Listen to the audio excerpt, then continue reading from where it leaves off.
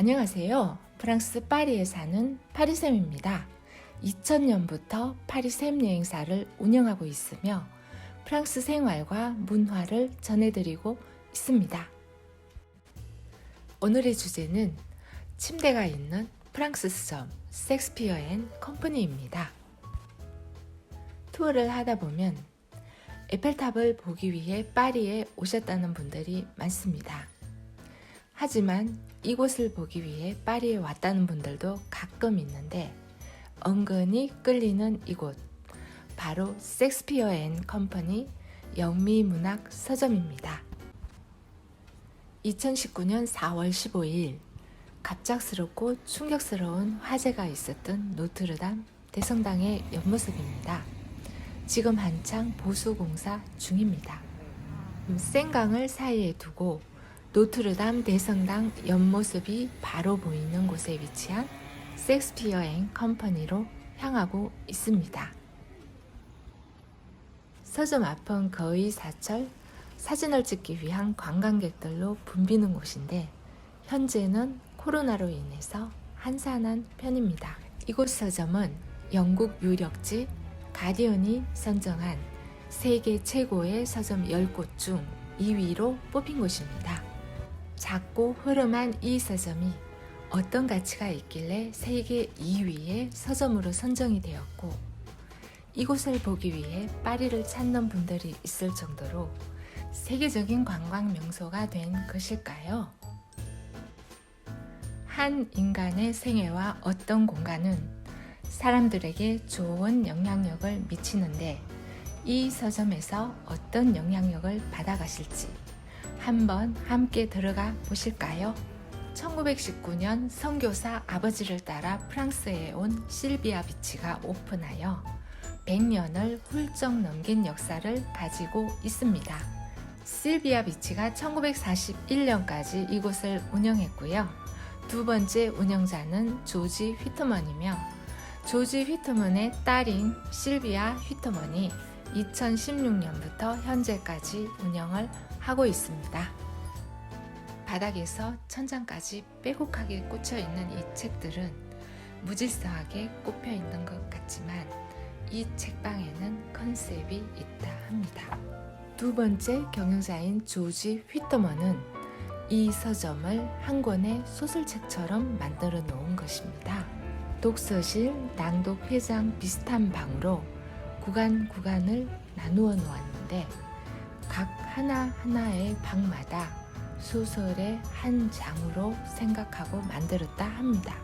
우리가 이 서점에 들어선 순간 상상의 세계로 이끄는 책 속으로 빨려 들어간 것입니다.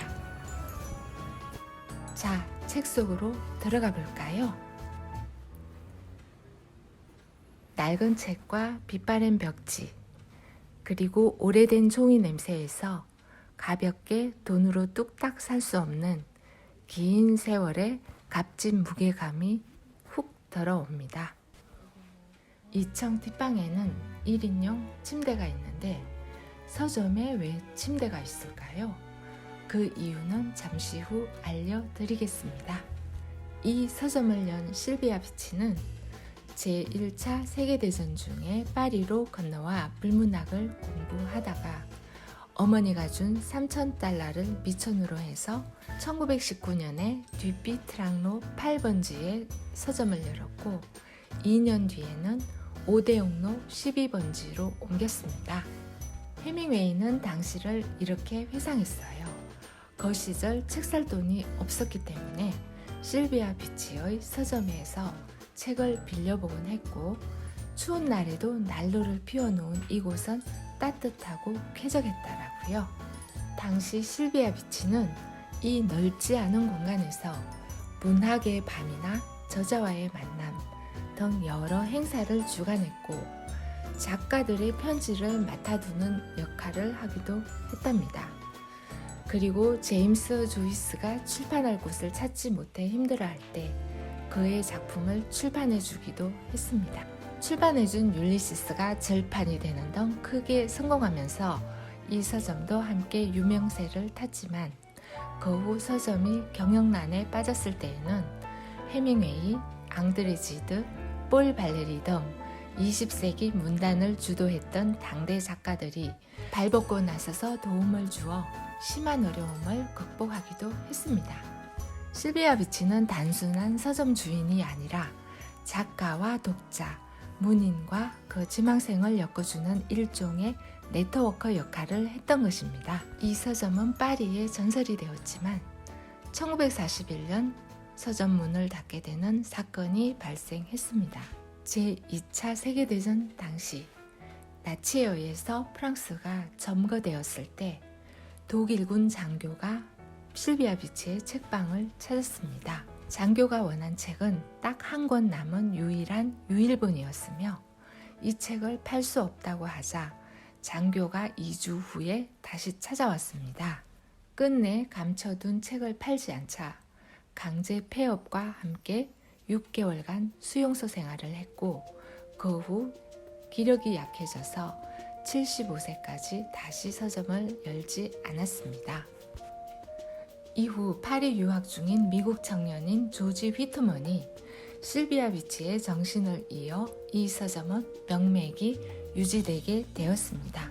그는 38세의 나이로 1951년에 현재의 이 자리에 영문 책만을 취급하는 헌책방을 연 것입니다. 처음에는 그가 좋아했던 칠레 시인 가브리엘라 미스트랄의 이름을 따서 러 미스트랄이라고 불렀습니다. 이후 실비아 비치로부터 서점을 물려받아 1964년부터 셰익스피어 앤 컴퍼니라는 상호를 내걸기 시작했습니다. 조지 휘트먼은 1920년대 초 40달러로 미국 횡단 무전여행을 떠났으나 쓰러져 죽을 뻔했어요. 그때 산모의 모유로 살아남게 되었고 많은 사람들에게서 큰 도움을 받았다 합니다. 이 방랑 체험에서 뼈저리게 관용 정신을 체득했고 그의 서점 경영 철학은 무전 여행할 때 받은 환대를 되갚는 것이었다 합니다. 그는 헌책을 팔거나 빌려주는 일뿐만 아니라 작가와 작가 지망생, 문사들과 어울리며 이들을 뒷받침하는 데에 온 힘을 쏟았다 합니다. 그는 서점 문을 열 때부터 스프를 끓였습니다. 배고픈 지식인, 갈 곳 없는 작가들을 위한 것이었답니다. 그러면 오늘의 주제, 서점에 침대가 있었던 이유를 설명드릴게요. 파리 여행 중 돈이 떨어지거나 배고픈 작가나 작가 지망생들을 위해 침대를 두고 무료 숙박을 할 수 있도록 한 것입니다. 서가와 책 사이사이에 간이 침대를 두고 이름을 잡초여관이라 했다 합니다. 무료 숙박에는 조건이 있었습니다. 서점에 놓인 타자기로 자기소개서를 간략히 쓰고 하루에 책 한 권을 읽고 서점에 일손이 달릴 때에는 2시간씩 도와준다는 정도였는데 여행객 또는 문필 노마드들은 하룻밤이 아니라 일주일 또는 몇 달씩 비좁은 책꽂이 사이에서 끼어자면서 고서의 향기를 맡으면서 마음껏 책을 읽었다 합니다. 이런 노마드들이 하루에 20여 명씩 덜끓을 때도 있었다 하네요. 이곳에서 잠을 자고 간 사람이 약 4만 명에 달하며 하루 6인 정도는 머문다 합니다. 지금은 이 침대에 예쁜 고양이 한 마리가 포즈를 취하고 있습니다. 앤틱 장식처럼 보이는 이 타자기는 무료 숙박 후에 자기 자서전을 치던 타자기입니다. 공식적인 침대 수는 13개, 서점 구석구석에 비밀의 방이 있었다는데요. 임시 침대도 있었고 그냥 바닥에서 기거하기도 했답니다. 알면 알수록 흥미진진한 곳이어서 자꾸자꾸 파보게 되네요.